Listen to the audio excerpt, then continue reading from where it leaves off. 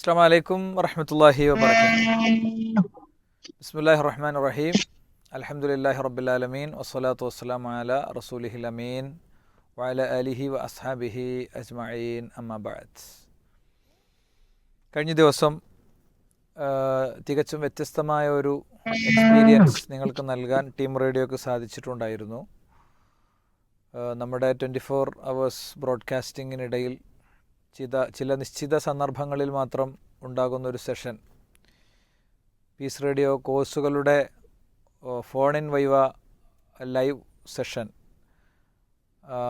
അത് ഏറെ കൗതുകത്തോടെയും ആവേശത്തോടെയുമാണ് പ്രേക്ഷകർ ഈ കാലമത്രയും സ്വീകരിച്ചിട്ടുള്ളത്.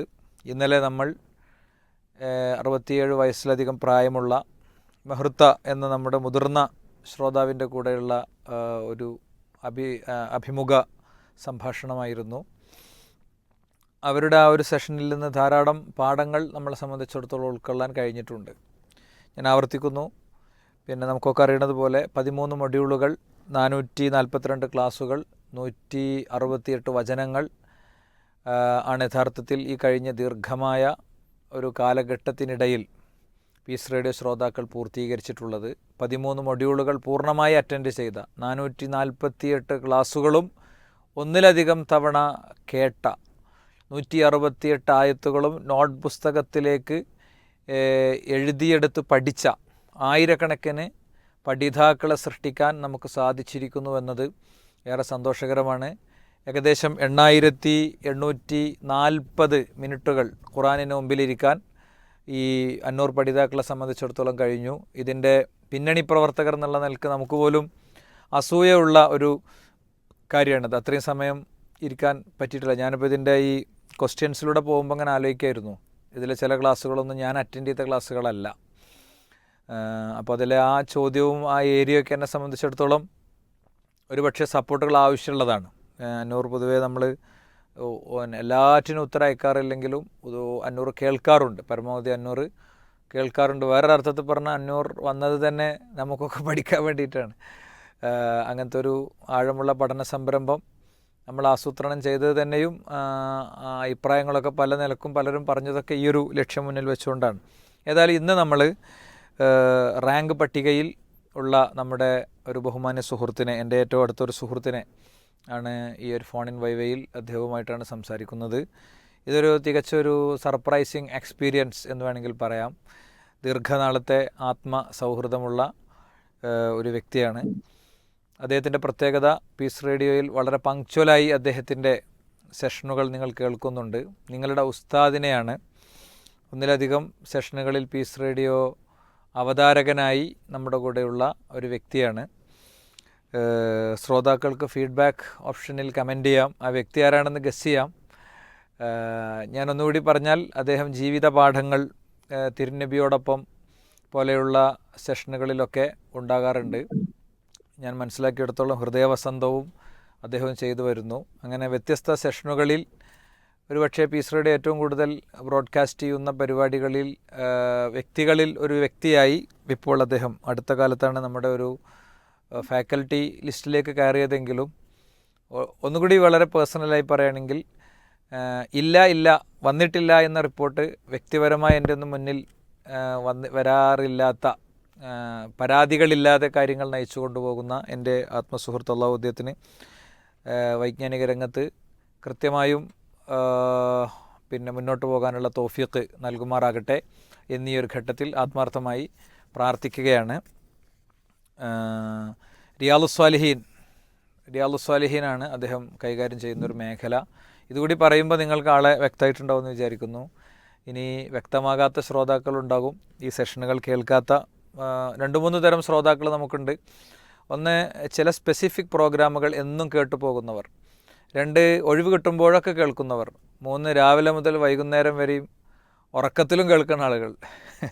അങ്ങനത്തെ വലിയൊരു വിഭാഗമുണ്ട്. കാരണം നമ്മുടെ ഒരു ടോട്ടൽ വ്യൂസും സാധനങ്ങളൊക്കെ എടുത്ത് വിലയിരുത്തുമ്പോൾ അത് ശരിക്ക് ഫീൽ ചെയ്യാറുണ്ട്. യുണീക്ക് ലിസണേഴ്സിനെടുത്ത് പരിശോധിക്കുമ്പോൾ അത് നന്നായി തോന്നാറുണ്ട്. രാത്രി 1 മണിക്കോ 2 മണിക്കൊക്കെ ഓണായി കിടക്കണേ റേഡിയോ കൊണ്ട് ഓണാക്കേണ്ട ഇടലാണ്, അത് പിന്നെ ഓഫാക്കലില്ല. അങ്ങനെയുള്ള ഒരു വലിയ ജനവിഭാഗം നമുക്കുണ്ട്. എന്തായാലും എൻ്റെ പ്രിയ സുഹൃത്ത് അഷ്റഫ് സലഫിയാണ് ഒരു പഠിതാവായി ഒരു റാങ്ക് ജേതാക്കളുടെ പട്ടികയിലേക്ക് ആദ്യമെത്താനുള്ള മത്സരത്തിൽ 67കാരിയായ മെഹ്റുത്ത വന്നതുപോലെ വരുന്നത്.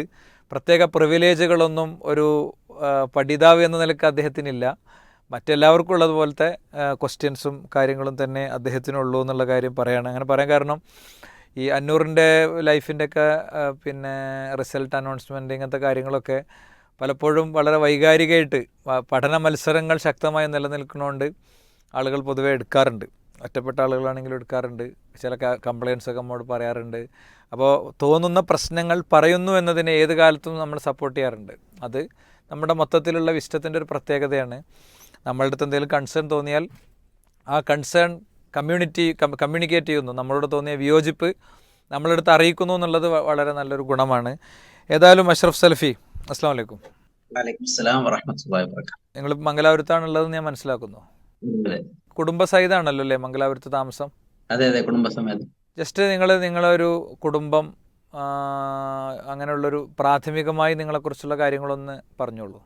ഞാൻ വാണിയമ്പലം സ്വദേശിയാണ്, മലപ്പുറം ജില്ലയിലെ വാണിയമ്പലത്ത്. പിന്നെ 8 വർഷത്തോളായിട്ട് ഞാനിവിടെ മംഗലാപുരം സൂറത്കൽ എന്ന ഒരു സ്ഥലത്ത് ഒരു അഹ്ലെ ഹദീസിന്റെ മസ്ജിദിലും അതുപോലെ തന്നെ ഇവിടെയുള്ള ഒരു ചെറിയ അറബി കോളേജിലും പിന്നെ ജോലി ചെയ്യുന്നുണ്ട്. പിന്നെ ഖുത്ബ സുള്ളിയ, കർണാടകയിലെ സുള്ളിയ, അതേപോലെ കാസർഗോഡ്, പിന്നെ ഇങ്ങനെയുള്ള സ്ഥലങ്ങളിലാണ് ഉള്ളത്. പിന്നെ കുടുംബം, ഫാമിലി, 3 മക്കളുണ്ട്. മൂത്ത മകൻ അബ്ദുള്ള, അവന് ജാമിയൽ ഹിന്ദിൽ ഹിഫ്ദിന് പഠിക്കുന്നുണ്ട്. ഇപ്പൊ ഈ വർഷം അവിടെ ചേർത്തതാണ്. പിന്നെ ബാക്കിയുള്ള 2 മക്കൾ ഇവിടെ കൂടെ ഉണ്ട്. പിന്നെ ഭാര്യ അരീക്കോട് സ്വദേശിനിയാണ്. പിന്നെ ഉമ്മയും ബാപ്പയും ബാക്കിയുള്ളവരൊക്കെ വാണിയമ്പലത്താണ് നാട്ടിൽ. ഓക്കെ, നിങ്ങൾ പീസ് റേഡിയോ അവതാരകനായ സമയം എനിക്കറിയാം, വന്ന വഴിയും അറിയാം.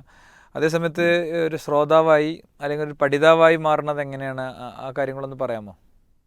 ഞാന് പഠിക്കാൻ ഇൻട്രസ്റ്റ് ഉള്ള ഒരു താല്പര്യമുള്ള ഒരു വ്യക്തി ആയതുകൊണ്ട് തന്നെ ഈ അന്നൂർ സ്റ്റാർട്ട് ചെയ്തത് മുതൽ പിന്നെ ഷെയ്ഖ് അബ്ദുൽ ജബ്ബാർ അബ്ദുള്ള അൽ മദീനിയുടെ ക്ലാസ്സുകൾ, അദ്ദേഹത്തിന്റെ ഇൽമ്, പിന്നെ അദ്ദേഹത്തെ ഒരിക്കൽ നേരിൽ കാണാനും സംസാരിക്കാനൊക്കെ സാധിച്ചിട്ടുണ്ട്, ഒരിക്കൽ ഉംറക്ക് പോയപ്പോൾ ദമാമിൽ. ഈ പിന്നെ അന്നൂർ സ്റ്റാർട്ട് ചെയ്തത് മുതൽ അന്നൂറും അതുപോലെ തന്നെ ലൈഫ് കോഴ്സ് 1-2 എനിക്ക് വിട്ടുപോയിട്ടുണ്ടെന്ന് തോന്നുന്നു. അന്നൂർ ഒന്നും എനിക്ക് മിസ്സായിട്ടില്ല എന്നാണ് ഞാൻ മനസ്സിലാക്കുന്നത്. അതെല്ലാം കേൾക്കാനും അത് നോട്ട് ചെയ്യാനും, ഇത്രത്തോളം കഴിഞ്ഞ ക്ലാസ്സുകളൊക്കെ തന്നെയും നോട്ട് ചെയ്ത് വെക്കാനും ഞാൻ ശ്രദ്ധിച്ചിട്ടുണ്ട്.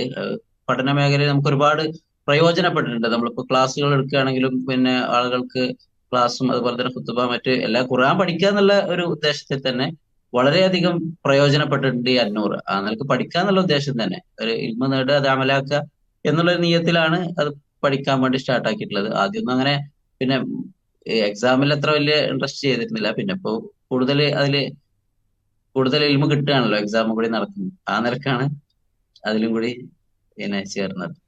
ഓക്കെ, നിങ്ങൾ ഈ ഒരു റാങ്ക് ഹോൾഡർ മീൻസ് അങ്ങനത്തെ ഒരു വൈവയിലേക്ക് എത്തുന്ന പശ്ചാത്തലത്തിൽ ശരിക്ക് ഞാൻ സാധാരണ പറയാറുണ്ട്, ഇതിൽ വളരെ പണ്ഡിതന്മാരായ ആളുകൾ മുതൽക്ക് വളരെ സാധാരണക്കാരായ ആളുകൾ വരെയും പ്രബോധകന്മാരൊക്കെ ഈ കോഴ്സിൻ്റെ ഭാഗമാണ്, മത്സരബുദ്ധിയോടുകൂടെ ഒന്നിച്ച് മത്സരിക്കാറുണ്ട് എന്നൊക്കെ പറയുമ്പോൾ അതങ്ങനെ തന്നെയാണോ എന്ന് സംശയമുള്ള ആളുകൾ ഉണ്ടാകും എന്ന് പലപ്പോഴും ഞാൻ ചിന്തിക്കലുണ്ട്.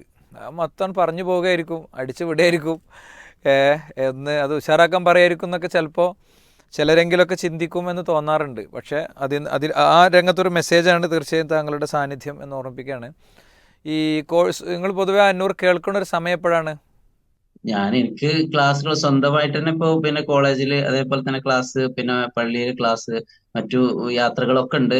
എന്നിരുന്നാലും മുടങ്ങാതെ കേൾക്കാൻ വേണ്ടി ശ്രമിക്കാറുണ്ട്. ക്ലാസ് വരുന്ന ലൈവായിട്ട് കേൾക്കാൻ സാധിക്കാറില്ലെങ്കിലും പിറ്റേന്ന് രാവിലെയും ഒക്കെ ആയിട്ട് പിന്നെ കേൾക്കാറുണ്ട്. എല്ലാ ക്ലാസ് വരുന്ന ഇപ്പോൾ തിങ്കളാഴ്ച, ബുധനാഴ്ച, അതേപോലെ വെള്ളിയാഴ്ച, ഈ 3 ദിവസങ്ങളിലൊക്കെ കൃത്യമായി അതിന്റെ റിവൈൻഡ് ഓപ്ഷനിൽ പോയിട്ട് അത് കേൾക്കാറുണ്ട്. അങ്ങനെ കേട്ട് നോട്ട് ചെയ്യും. കൃത്യമായിട്ടൊരു സമയമല്ല, എന്നാലും അത് മിസ്സാവാതെ ശ്രദ്ധിക്കലുണ്ട്. ഓക്കെ, ഏതായാലും നമ്മളൊരു സമയത്ത് അയച്ചിട്ടില്ലെങ്കിൽ സമയത്ത് അയക്കാത്ത ആളുകൾക്കൊരു നിശ്ചിത ശതമാനം മാർക്ക് കട്ട് ചെയ്യാറുണ്ട്. നിങ്ങൾ തീർച്ചയായും സമയത്ത് കേട്ടതുകൊണ്ടാണ് നിങ്ങൾക്ക് റാങ്ക് ഹോൾഡേഴ്സിൻ്റെ സാധ്യതാ ലിസ്റ്റിലേക്ക് എത്താൻ പറ്റിയത്. അപ്പോൾ ഞാൻ പറയുന്നു, നിങ്ങളൊരു നിഷ്ഠയിൽ കേൾക്കാറുണ്ട് എന്നാണ് ഞാൻ പറയാം. ഒരുപക്ഷെ സ്പെസിഫിക് ടൈം ഉണ്ടാവില്ല, എന്തായാലും 24 hours മുമ്പ് നിങ്ങൾ കേൾക്കുന്നുണ്ടാവും എന്നാണ് ഞാൻ വിചാരിക്കുന്നത്. തീർച്ചയായും ശരിയല്ലേ? തീർച്ചയായും തീർച്ചയായും അത് മിസ്സാവാതെ തന്നെ അതിന്റെ റിവൈൻഡ് ഓപ്ഷനിൽ 24 ഹവേഴ്സിന് മുമ്പായിട്ട് തന്നെ കേൾക്കാറുണ്ട്. ലൈവ് കേൾക്കാൻ പറ്റാതിരുന്നാലും അത് മിസ്സാവാറില്ല. അതിന് ഉത്തരവായിക്കാനും ശ്രദ്ധിക്കാറുണ്ട്. ഓക്കെ, നമ്മൾ ലൈവ് ഈ ഒരു ഫോൺ ഇൻ ലൈവിൽ നമ്മുടെ വൈവ ബോർഡിലുള്ള ആളുകളെ ഒന്ന് ജസ്റ്റ് ഒന്ന് പരിചയപ്പെടാം. ആദ്യം ഷംജിത്ത് കെ എം. അദ്ദേഹം നമ്മുടെ ഈ ഒരു പീസ് റേഡിയോ കോഴ്സസ്, വിസ്റ്റം കോഴ്സസിൻ്റെ, നമ്മുടെ പീസ് റേഡിയോ കോഴ്സസിൻ്റെ കോർഡിനേറ്ററാണ്. ഷംജിത്ത്, ജസ്റ്റ് ഒന്ന് ഇൻട്രൊഡ്യൂസ് ചെയ്തോളൂ. അസ്സലാമു അലൈക്കും വറഹ്മത്തുള്ളാഹി. പിന്നെ എന്നെ ട്രെയിനിലാണുള്ളത്. ശബ്ദം ക്ലിയർ ആവുന്ന എനിക്കറിയില്ല. ഇപ്പൊ ക്ലിയർ ആണ്, പറഞ്ഞോളൂ. എന്തായാലും നമ്മുടെ അന്നൂറിലുള്ള ഏറ്റവും ടോപ്പ് ആയിട്ടുള്ള ആളുകളാണ് ഈ ഒരു അവസരത്തിൽ ചേർന്നിട്ടുള്ളത്. പിന്നെ ഇതുപോലെ വ്യത്യസ്ത പ്രായത്തിലുള്ള വ്യത്യസ്ത നാട്ടിലുള്ള ആളുകൾ എന്ത് ചെയ്യുന്നുണ്ട്, നമ്മുടെ ഈ അന്നൂർ പഠിതാക്കളുണ്ട്. അതിൽ തന്നെ നല്ല കോമ്പറ്റീഷൻ എന്ത് ചെയ്യുന്നുണ്ട്, ഏറ്റവും ടോപ്പ് ഒരു ഓർഡറിലുണ്ട്. അപ്പൊ നമ്മള് കുറെ ടെക്നിക്കൽ സംഗതികളൊക്കെ ഇമ്പ്രൂവ് ചെയ്ത് കൊണ്ടുവരുന്നത് ഇത്തരം ആളുകൾക്ക് കൂടെ ഒരു ഇമ്പ്രൂവ്മെന്റ് കിട്ടാൻ വേണ്ടിയിട്ടാണ്. പിന്നെ സംഗതികളാണ് പറയാനുള്ളത്. ഓക്കെ, ഇൻഷാല്ലാ. അതോടൊപ്പം പീസ് റേഡിയോ ലൈഫ് കോഴ്സിൻ്റെ ഡ്യൂട്ടി, അതിൻ്റെ പിന്നെ നടത്തിപ്പ് ചുമതല സുഹൃത്ത് റിനീഷ് മൈതുട്ടിക്കാണ്. അദ്ദേഹം വർക്ക് സ്റ്റേഷനിലാണെന്നാണ് ഞാൻ മനസ്സിലാക്കുന്നത്, ജോലി സ്ഥലത്താണെന്നാണ് ഞാൻ മനസ്സിലാക്കുന്നത്. റിനീഷ്, കമോൺ. വലൈക്കും സ്ലാം. സൗണ്ട് ക്ലിയർ അല്ലേ? യെസ്, ക്ലിയർ ആണ്. ഞാനിപ്പോ ദമാമിലാണുള്ളത്. ഇവിടെ ഒരു എഞ്ചിനീയറിംഗ് സ്ഥാപനത്തിൽ വർക്ക് ചെയ്യാണ് ഇൻചാർജ് ആയിട്ട്. അൽഹംദുലില്ലാ, ഈ ജോലിന്റെ തിരക്കിനിടയിലും അള്ളാന്റെ ദീനിന്റെ മാർഗത്തിലുള്ള ഒരു വർക്കാണല്ലോ. അതുകൊണ്ട് കഴിയാവുന്ന രീതിയിലൊക്കെ അതിന്റെ കോർഡിനേഷനും അതുപോലുള്ള കാര്യങ്ങൾ ചെയ്യാൻ ശ്രമിക്കാറുണ്ട്. അൽഹംദുലില്ലാ. റിനീഷ് ജസ്റ്റ് ഒന്ന് രണ്ട് കാര്യങ്ങൾ ഞാൻ ചോദിക്കാൻ ആഗ്രഹിക്കുകയാണ്. റിനീഷിനെ, അദ്ദേഹം ആദർശ രംഗത്തും പ്രബോധന രംഗത്തൊക്കെ ഉള്ള ആളാണെങ്കിലും റിനീഷിനെ ഞാൻ നോട്ട് ചെയ്യുന്നത് അദ്ദേഹം ഒരു ലൈഫ് കോഴ്സിലെ വിജയിയായപ്പോഴാണ്, അദ്ദേഹം 1ാം റാങ്കുകാരനായപ്പോഴാണ്. അന്ന് അദ്ദേഹത്തെ ഫോണിൽ വിളിച്ചപ്പോൾ നമ്മൾ കുറച്ചുകൂടിയും പീസ് റേഡിയോ മൈക്രോ വർക്കുകളിൽ ഇടപെട്ടിരുന്നൊരു സമയമാണ്. അപ്പോൾ അദ്ദേഹത്തെ ഫോണിൽ വിളിച്ചപ്പോൾ അദ്ദേഹത്തിൻ്റെ പ്രിയതമയുടെ രോഗവുമായി ബന്ധപ്പെട്ട് ഹോസ്പിറ്റലിലായിരുന്നു. അവർ മരണപ്പെട്ടു, അല്ലാഹു അവരുടെ ഖബർ വിശാലാക്കി കൊടുക്കട്ടെ. അപ്പോൾ ഹോസ്പിറ്റലിലെ പിന്നെ ചികിത്സക്കും തിരക്കിനിടയിലൊരു റിലീഫ് എന്നുള്ള നിലക്കാണ് അദ്ദേഹം അന്ന് സംഗതി ചെയ്തിട്ടുണ്ടായിരുന്നത്. ജസ്റ്റ് ആ ഒരു എക്സ്പീരിയൻസ് ഒന്ന് ഷെയർ ചെയ്യാമോ റിനീഷ്? ലൈഫ് കോഴ്സാണല്ലോ നമ്മൾ ആദ്യം റേഡിയോയിൽ തുടങ്ങിയത്. അപ്പോൾ എൻ്റെ വളരെ കാലത്തൊരു ആഗ്രഹമായിരുന്നു, ഒരു മദ്രസ പഠനം അത്ര ഒരു സിസ്റ്റമാറ്റിക് ആയിട്ടുള്ള ഒരു മുജാഹിദ് മദ്രസയിൽ പഠിച്ച ആളല്ല. അതുകൊണ്ട് തന്നെ ദീനി കാര്യങ്ങൾ പഠിക്കാനുള്ള ഒരു ആഗ്രഹം കൊണ്ട് ലൈഫ് സ്റ്റാർട്ട് ചെയ്തപ്പോൾ അത് എല്ലാ അർത്ഥത്തിലും കഴിയാവുന്ന രീതിയിൽ ഫസ്റ്റ് സമയത്ത് തന്നെ കേട്ട് റമദാനിലാണ് തുടങ്ങിയത് എൻ്റെ ഓർമ്മ. സാധാരണ ഇഷ നമസ്കാരം കഴിഞ്ഞ് തറാവി കഴിഞ്ഞിട്ട് കറക്റ്റ് വന്ന് ആദ്യ സമയങ്ങളിൽ തന്നെ ചോദ്യം ക്ലാസ് കേട്ട് അപ്പൊ തന്നെ അയച്ച്, നമ്മൾ ഇപ്പോഴത്തെ രീതിയിലായിരുന്നില്ല അന്ന് ഫോർമാറ്റ്. നമ്മൾ എന്താ പറയാ, ഫീഡ്ബാക്ക് വഴി 1A 2B ആ രീതിയിലായിരുന്നു അയച്ചിട്ടുണ്ടായിരുന്നത് ആ സമയത്ത്. അപ്പോൾ അത്തരം കാര്യങ്ങൾ എഴുതി, നോട്ട്സ് കൃത്യമായി എഴുതി. അപ്പോൾ അൽഹംദുലില്ലാ, തച്ചക്ക് പറഞ്ഞ പോലെ അതിന്റെ ഒരു അവസാന സമയത്തൊക്കെയാണ് ഹോസ്പിറ്റലൈസേഷനും കാര്യങ്ങളൊക്കെ ആയത്. എന്തായാലും ആ ഒരു ഇതിന് പഠിക്കാനുള്ള ഒരു അവസരം, ഒരു സിസ്റ്റമാറ്റിക് ആയിട്ട് ഒരു അവസരം കിട്ടിയപ്പോൾ അള്ളാന്റെ തൗഫീഖ് കൊണ്ട് കിട്ടി. അതുകൊണ്ട് അത് കഴിയാവുന്ന രീതിയിലൊക്കെ ഉപയോഗിക്കാൻ ശ്രമിച്ചു. അൽഹംദുലില്ലാ.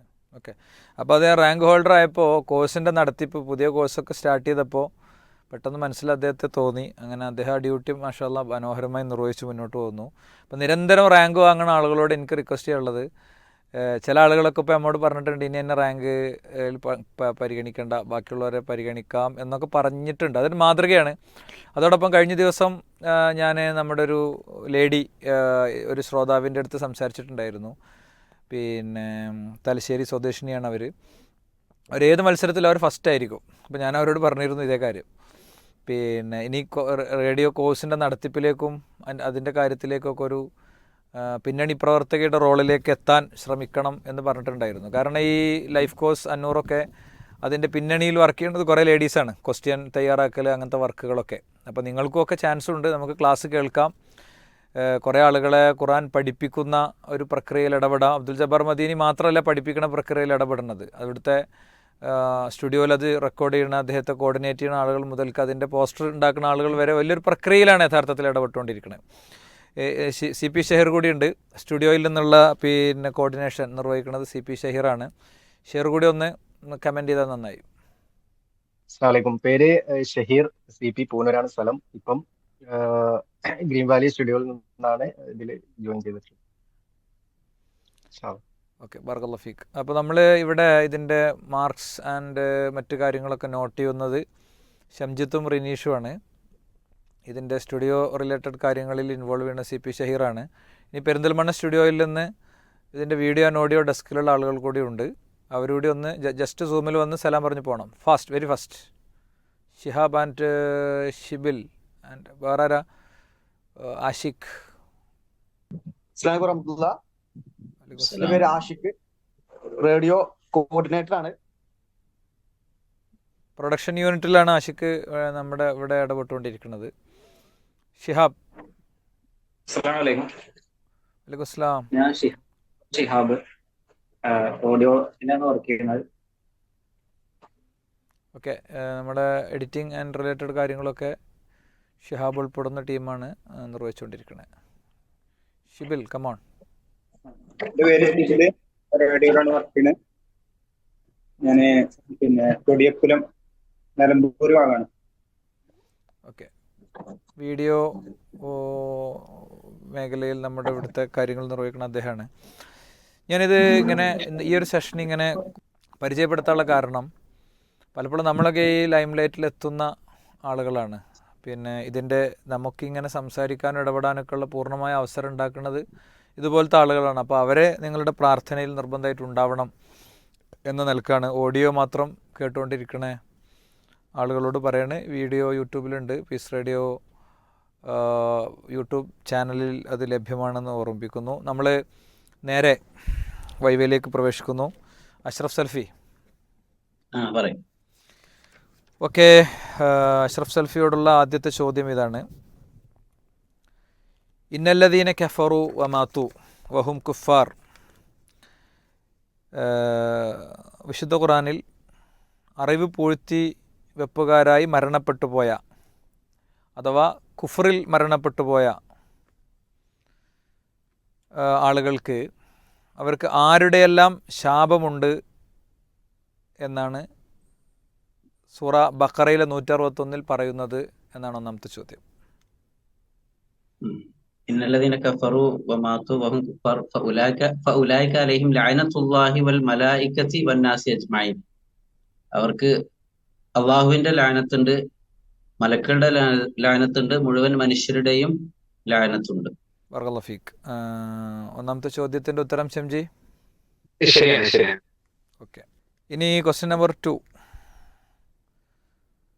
പ്രായശ്ചിത്തമായി ഭൂമി നിറയെ സ്വർണം നൽകപ്പെട്ടാലും അവരിൽ നിന്ന് സ്വീകരിക്കപ്പെടുകയില്ല എന്ന് സൂറത്തു മാഇദയിൽ പ്രതിപാദിച്ചത് ആരെക്കുറിച്ചാണ്?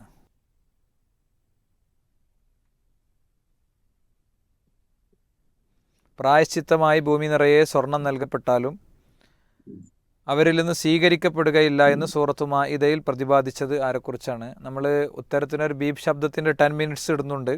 ആ 10 മിനിറ്റ്സിനുള്ളിലാണ് ഉത്തരം വരേണ്ടത്. ചോദ്യം ഞാൻ 2 തവണ ആവർത്തിച്ച സ്ഥിതിക്ക് ബീപ് ശബ്ദമാകാം. കുഫറിൽ മരിച്ച ആളുകൾ. കുഫറിൽ മരിച്ച ആളുകൾക്ക് എന്ന ഉത്തരം ശരിയാണ്. ഓക്കെ, ഇതിൽ ശ്രോതാക്കൾ പ്രത്യേകം ശ്രദ്ധിക്കുക. അതിൽ നമ്മൾ വിജയികളെ തീരുമാനിക്കൽ അവസാനം ഒരു ഉത്തരം പറയുന്ന സ്പീഡും കൂടി നോക്കിയിട്ടാണ്. കാരണം പൊതുവെ എല്ലാവരും പഠിച്ച ആൾക്കാരായതുകൊണ്ട് ഞാനിവിടെ ഒരു ബക്കറ്റിലാണ് സാധാരണ വെള്ളം കൊണ്ട് നിൽക്കൽ. ചോദ്യം ചോദിച്ച് ഞാൻ വെള്ളം കുടിച്ച് കുഴങ്ങലാണ് സാധാരണ. ഓക്കെ, അടുത്തത് അഷ്റഫ് സൽഫി. അടുത്ത ക്വസ്റ്റ്യൻ.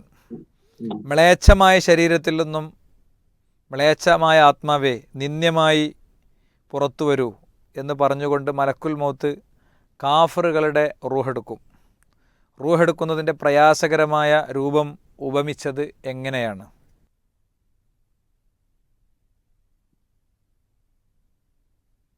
അത് ഒരു പഞ്ഞിക്കെട്ടിൽ നിന്ന് കൊളുത്ത് ഇങ്ങനെ വലിച്ചെടുക്കുന്ന പോലെ സത്യനിഷേധികളുടെ റൂഹ് പിടിക്കുന്ന. ഉത്തരം പൂർത്തിയാക്കി എന്ന് വിചാരിക്കുന്നു. അതെ അതെ.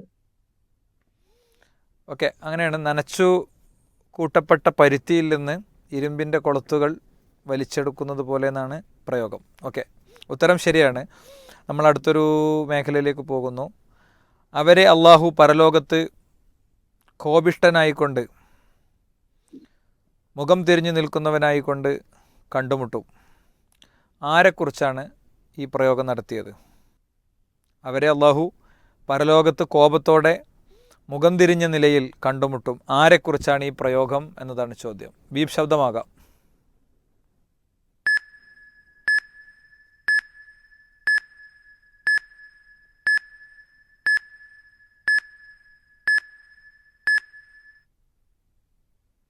Okay, time over. അടുത്ത ക്വസ്റ്റ്യനിലേക്ക് പോവാം. അഷ്റഫ് സൽഫി. ആ മക്ക വിജയവേളയിൽ കഅബയിലും അതിനു ചുറ്റുമായി എത്ര വിഗ്രഹങ്ങൾ ഉണ്ടായിരുന്നു? 360. 360 വിഗ്രഹങ്ങൾ ഉണ്ടായിരുന്നു എന്ന ഉത്തരം ശരിയാണ്. ശരി, നെക്സ്റ്റ് ക്വസ്റ്റ്യൻ ഇതാണ്. വ്രതം ആചരിക്കുന്ന അറബികൾ സൂര്യൻ അസ്തമിക്കാൻ ആകുന്ന സന്ദർഭത്തിൽ സന്ദർശിക്കുന്ന ബനു ഔസ് ഗോത്രത്തിൻ്റെ വിഗ്രഹം ഏതാണ്? ചോദ്യം ഒരിക്കൽ കൂടി. രണ്ടാം തവണ ചോദ്യം പറഞ്ഞു കഴിഞ്ഞാൽ ബീപ് ശബ്ദം ഉണ്ടാകും. ടെക്നിക്കൽ ഡെസ്ക് ശ്രദ്ധിക്കുക. വ്രതം ആചരിക്കുന്ന അറബികൾ സൂര്യൻ അസ്തമിക്കാൻ അടുക്കുന്ന സമയത്ത് സന്ദർശിക്കുന്ന ബനു ഔസ് ഗോത്രത്തിൻ്റെ വിഗ്രഹം ഏതാണ്? ഹുബിലാണ്. നിങ്ങൾക്ക് ഉത്തരം ഉറപ്പിക്കാം, അപ്പോഴേ ഞാൻ കമൻറ്റ് ചെയ്യൂ.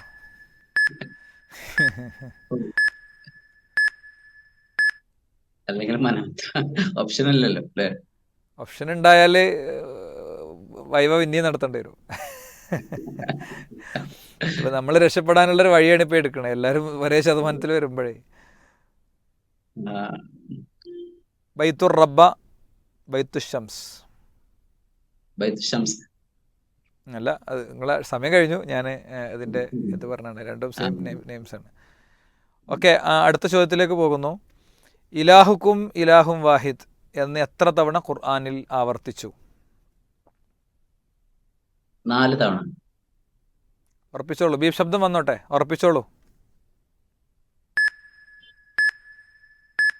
4 തവണ. യാതൊരു മാറ്റമല്ല.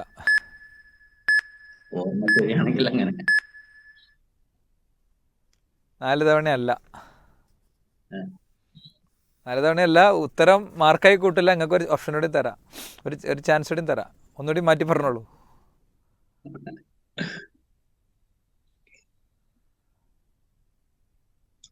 4 തവണ അല്ലെങ്കിൽ ഓർമ്മല്ല. 3 തവണ ഇൻഷാ അല്ലാഹ്. ഓക്കെ, അടുത്ത ചോദ്യം. ജാ അൽ ഹഖു വസഹഖൽ ബാത്തിൽ ഇന്നൽ ബാത്തില കാന സഹൂഖ എന്ന് പ്രവാചകൻ സല്ലല്ലാഹു അലൈഹി വസല്ലം തങ്ങൾ പറഞ്ഞ സന്ദർഭം ഏതാണ്? ബീപ് ശബ്ദം. അത് വിഗ്രഹങ്ങളെ, കഅബയിലുണ്ടായിരുന്ന വിഗ്രഹങ്ങളെല്ലാം പിന്നെ തട്ടി മാറ്റിയിട്ട് ഒരു വടി കൊണ്ട് ഇങ്ങനെ തട്ടിയെടുത്തിട്ട് ആണ് നബി സല്ലല്ലാഹു അലൈഹി വസല്ലം ഈ ആയത്ത് പറഞ്ഞത്. അതിൻ്റെ സന്ദർഭം മക്ക വിജയത്തിന്റെ സന്ദർഭത്തിൽ.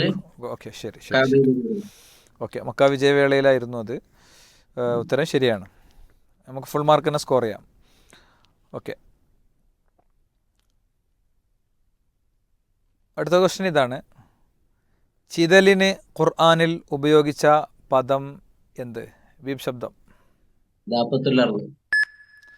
ബീപ് ശബ്ദം വരുന്നതിന് മുമ്പ് ഉത്തരമാണ്. മാഷാ അല്ലാഹ്.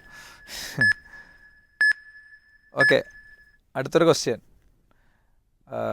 നമ്മൾ ഈ ക്വസ്റ്റ്യൻ ചോദിക്കുമ്പോൾ ഇത് കേൾക്കുന്ന ശ്രോതാക്കൾക്ക് വേണമെങ്കിൽ ഫീഡ്ബാക്കിൽ പ്രതികരിക്കാം.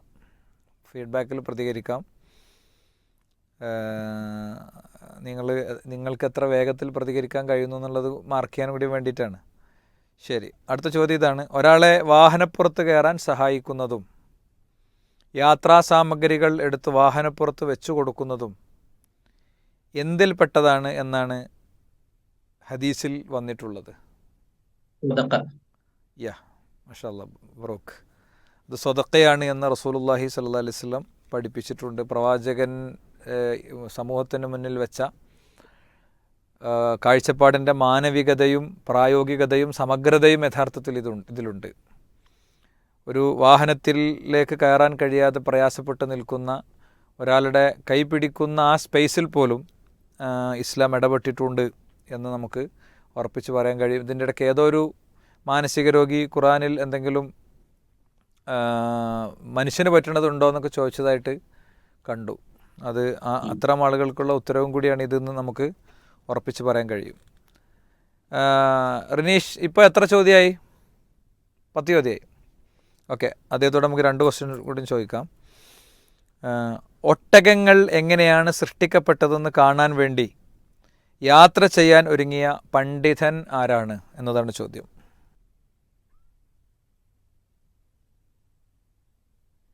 ബീപ് ശബ്ദമാകാം.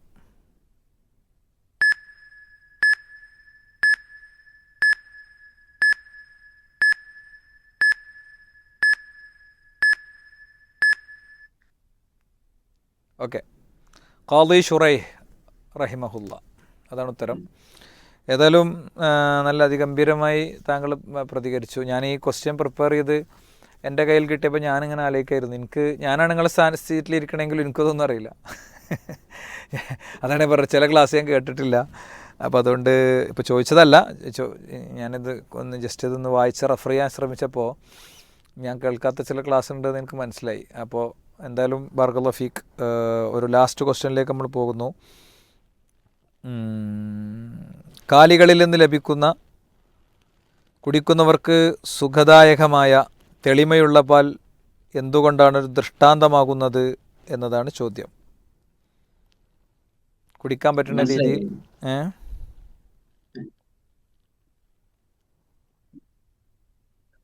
ക്വസ്റ്റ്യൻ മനസ്സിലായില്ല. ക്വസ്റ്റ്യൻ ഒന്നുകൂടി ചോദിക്കാം. നമ്മൾ കാലികളിൽ നിന്ന് ലഭിക്കുന്ന പാല് അത് കുടിക്കുന്നവർക്ക് ആരോഗ്യപ്രദമായ സുഖദായകമായ തെളിമയുള്ള പാലാണ്. അത് എന്തുകൊണ്ടൊരു ദൃഷ്ടാന്തമാകുന്നു എന്നാണ് ചോദ്യം. കുറച്ചൊരു സയൻറ്റിഫിക് ഫാക്ടേഴ്സ് കൂടി ഉൾപ്പെടുത്തിയിട്ടുള്ളൊരു ക്വസ്റ്റ്യനാണ്. നമ്മൾ പഠിച്ചു പോയ ഭാഗമാണ്. ഉസ്താദ് അത് സ്പെസിഫിക്കായി പറഞ്ഞിട്ടുണ്ട്.